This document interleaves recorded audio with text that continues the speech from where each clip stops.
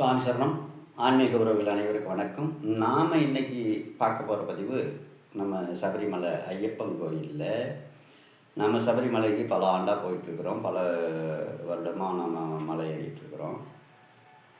ஆனால் ஒரு சில விஷயம் இன்னும் சில பேர் அதை தெரிஞ்சுக்காமல் இருக்காங்க. அதாவது நம்மளுடைய குறைகளை எப்படி கேட்டால் நிறைவேற்றுவார் ஐயப்பன். எங்கு நின்று கேட்டால் அவர் கண்டிப்பாக நமக்குடைய குறையை தீர்ப்பார்.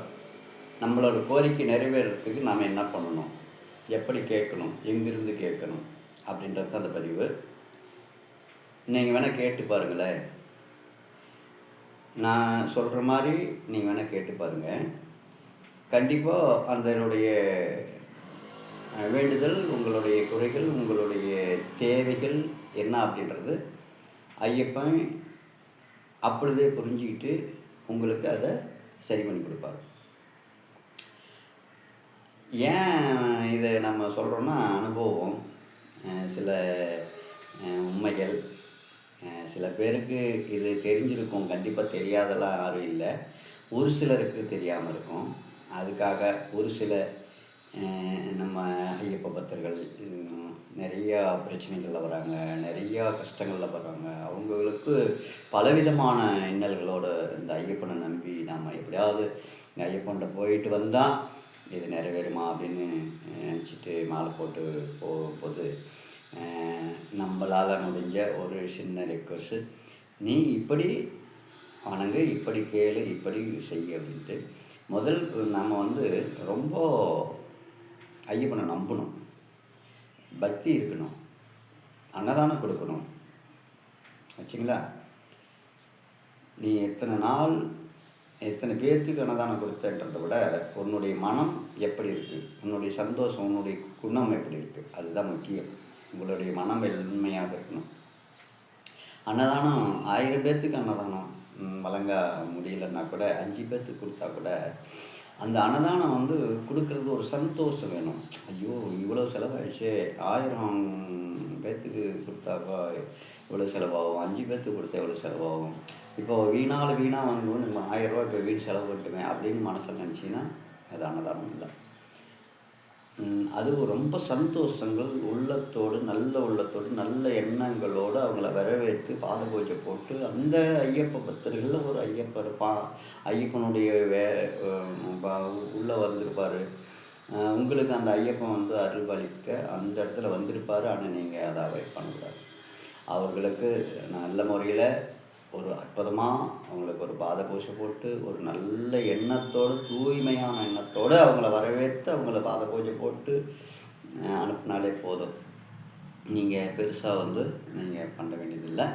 அதே போல் தான் நீங்கள் விரதம் இருக்கும் முறை கூட இப்போ 48 நாள்லாம் விரதம் இருக்கிறது கொஞ்சம் கஷ்டம்தான். ஆனால் ஏன் கஷ்டம்னா, இன்றைக்கி காலகட்டங்கள் அப்படி வேகமாக போயிட்டுருக்குது. ஜனம் காலம் எல்லாமே வேகமாக சுற்றிகிட்டு இருக்குது. குடும்பத்தில், வீட்டில் பல பிரச்சனைகளுக்கு, பல தொந்தரவுக்கு, இன்றைக்கி டைமிங் வச்சு வேலை செய்யக்கூடிய காலங்கள் இருக்குது. அதனால் குறைஞ்ச நாள் விரதம் இருந்தாலும் அதை தூய்மையாக இருங்க அப்படின்னு தான் சொல்கிறது. அதை சுத்தமாக இருங்க, நம்பிக்கையாக இருங்க, நல்லதாக பண்ணுங்க. இப்படிலாம் இருக்கும்போது நம்ம அடுத்து நம்ம இடத்துக்கு வருவோம். இப்போது என்ன தான் நீ சபரிமலைக்கு போய் படி ஏறி நம்ம வணங்கும்போது, ஐயப்பனை வணங்கும்போது ஒரே ஒரு ரிக்வெஸ்ட் என்னன்னா, நாம் இருமுடி இல்லாமலும் ஐயப்பனை பார்த்துடலாம்.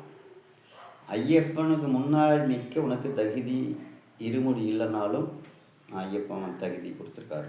அந்த ஐயப்பனை வணங்குறதுக்கும், பார்க்குறதுக்கும், கும்பிட்றதுக்கும், அந்த இடத்துல நிற்கிறதுக்கு உங்களுக்கு அனுமதி கொடுத்துருக்கிறாரு ஐயப்பன். ஆனால் ஒரே ஒரு இடம், 18 படி. அதாவது இந்த 5 மலைக்கு அதிபதி, எத்தனையோ மலைகள் இருக்குது. காந்தமலை, நீலிமலை, பச்சிமேடு, இந்த மாதிரி பல இடம், எல்லா இடத்துக்கும் போகலாம். எது முடி யாரும் கேட்க மாட்டாங்க. ஏன் சாமி சன்னிதானத்துக்கு உள்ளே போகலாம், முடி யாரும் கேட்க மாட்டாங்க. இருமுடி இருக்கா அப்படின்ட்டு. நீ எந்த ஒரே ஒரு இடத்துல மட்டும் இருமுடி இருக்கான்னு பார்க்கக்கூடிய இடம் 18ஆம் படி. அப்போது ஐயப்பனுடைய முகத்தை முடியில்லாமல் பார்த்துடலாம். ஐயப்பனுக்கு முன்னாடி போய் நிற்கலாம் முடி தலம், அதாவது இருமுடி இல்லாமல். இப்படி அந்த இருமுடி கட்டு நம்ம மெயினாக எங்கே வேணும் 18ஆம் படி. அப்போது எல்லாத்தபடியும் சக்தி வாய்ந்த இடம் எங்கே இருக்குதுன்னா 18ஆம் படி. அந்த 18ஆம் படியில் அப்படி 18 படி ஏறுறதுக்குள்ளே இப்போது சாதாரணமாக பொறுமையாக ஏறுறதுக்கு அனுமதி கிடையாது. ஏன்னா அவங்க கூட்ட நெரிசலில் பிடிச்சிட்டு தோடுறாங்க. இருந்தாலும் உன்னுடைய முக்கியமான என்ன கோரிக்கை, உனக்கு முக்கியமாக என்ன நடக்கணும், அத்தனை பிரச்சனைகள் எத்தனை இருந்தாலும் உனக்குன்னு ஒரு முக்கியமான எண்ணங்கள் இருக்கும்.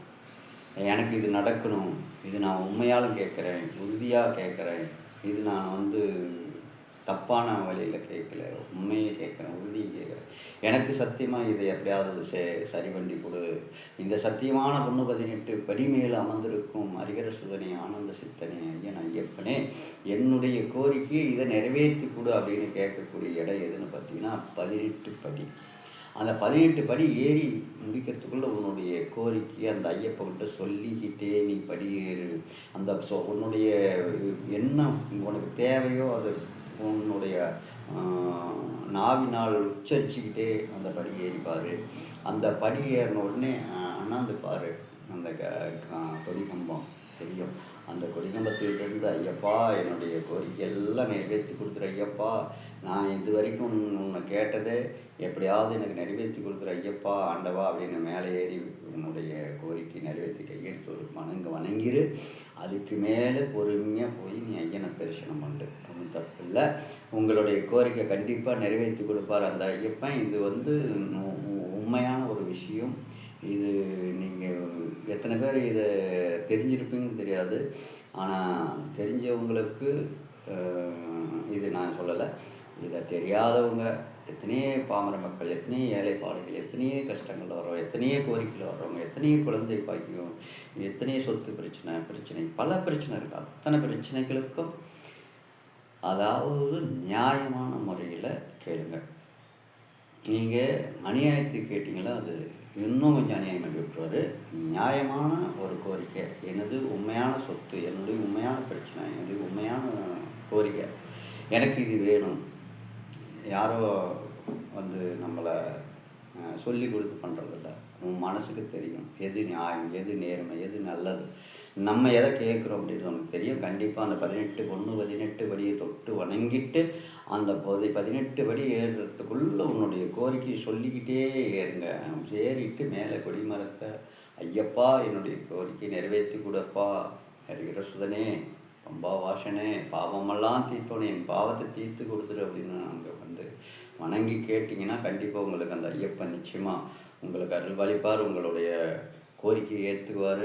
உங்களுக்கு என்னென்ன வேணுமோ அதையெல்லாம் அந்த 18 படி ஏறும்போது கேளுங்க. அங்கே சாமி தரிசனம் பண்ணும்போது நீங்கள் சாமியை பார்த்து கும்பிட்டு நான் சொன்னதை ஒரே வார்த்தை எல்லாம் நீ சொல்லிட்ட, நான் வேண்டிக்கிட்டதை எனக்கு சரி பண்ணி கொடு அப்படிங்கிறதுக்குள்ள உங்களை அந்தாண்ட தள்ளி விட்டுருவாங்க. ஆச்சுங்களா? நான் என்ன எதிர்பார்த்தனோ, நான் என்ன கேட்டனோ அதெல்லாம் நிறைவேற்றி கொடுப்பா, எனக்கு தேவையானதெல்லாம் நிறைவேற்றி கொடுப்பா, நான் என் மனசில் இருக்கிறதெல்லாம் நிறைவேற்றி கொடுப்பா. ஒரே வார்த்தை.